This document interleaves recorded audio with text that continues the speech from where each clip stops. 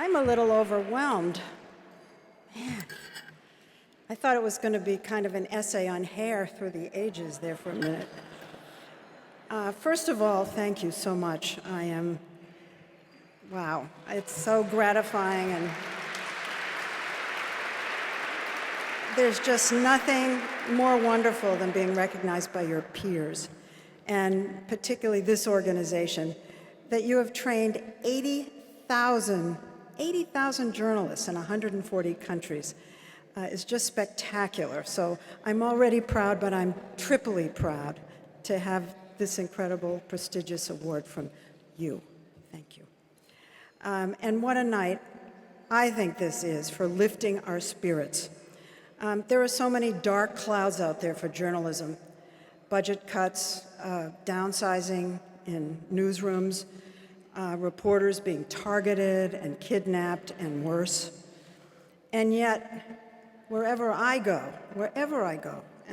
all around the world, everywhere, young would-be reporters come up and they're brimming with enthusiasm and idealism about what we do. You know, I actually think there's a journalism gene. I do. I think when they get the genome all completed, they're going to find that there's this little thing in some of us that basically impels us to go out, find the truth, and impart it. Now, maybe we're just nosy. I don't know. But there is definitely an imperative that drives so many people in our profession. And we are reminded of the intrepid hero journalists who are reporting overseas, who just won't give up. And I don't have to tell you about the importance of global reporting for Americans, whether it's about human rights or women's rights or torture. And now tonight, we hear of the amazing and courageous investigative reporting on corporate corruption and other ills in other countries, in Nigeria and in Mexico. I am in awe of the two women who were honored earlier, Shanique and Toyoshi.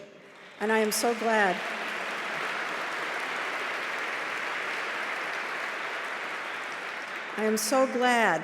that I learned your short names, because I heard poor Mr. Kerry. There are more silver linings. I don't know about you, but can't wait to wake up in the morning and read the Washington Post. Marty Barron, I don't know where you are, but you have done something absolutely remarkable in a very short time. Your stories all have such depth and breadth, and they are so well written. So I'm thrilled about that as a journalist. And at 60 Minutes, we are still being sent around the world. And I want to thank my boss, Jeff Fager, who is here tonight, because he has amped up our commitment to hard news journalism at 60 Minutes.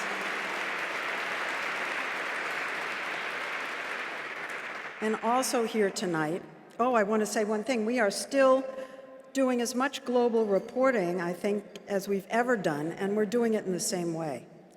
And also here tonight are two 60 Minutes producers.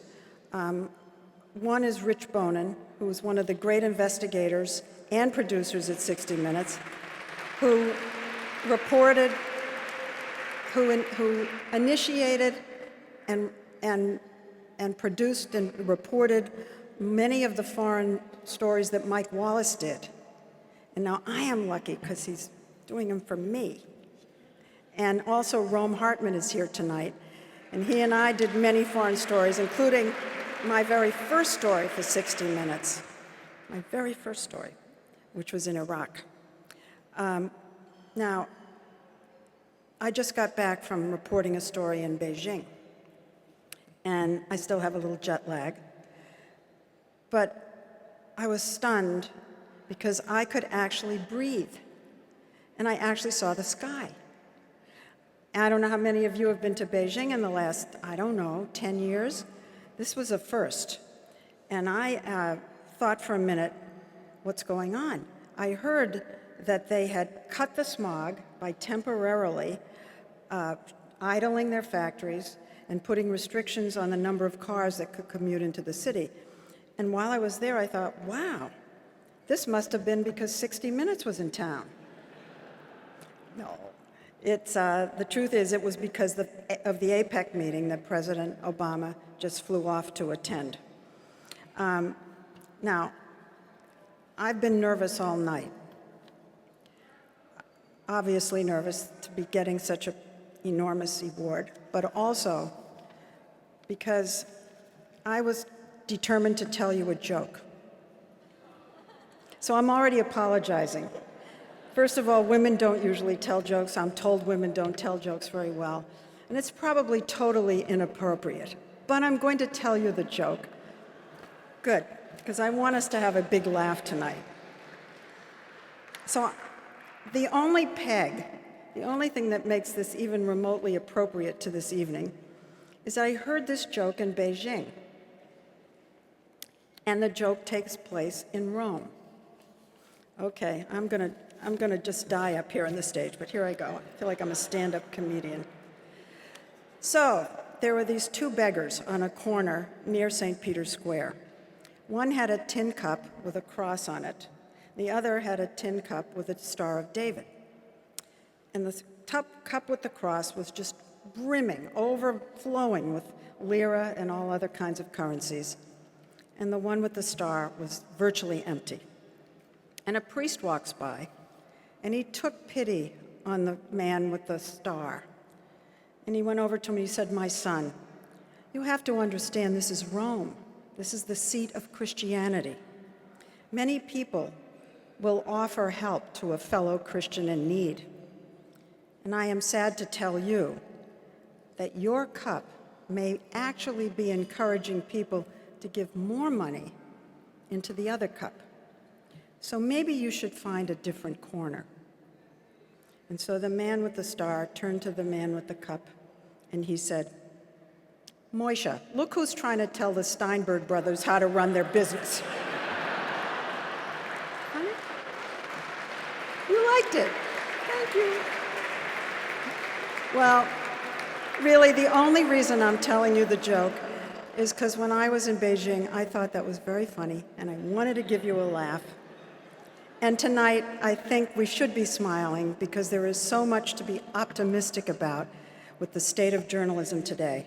So I thank the International Center for Journalism, for journalists. I am so honored and so grateful, and thank you.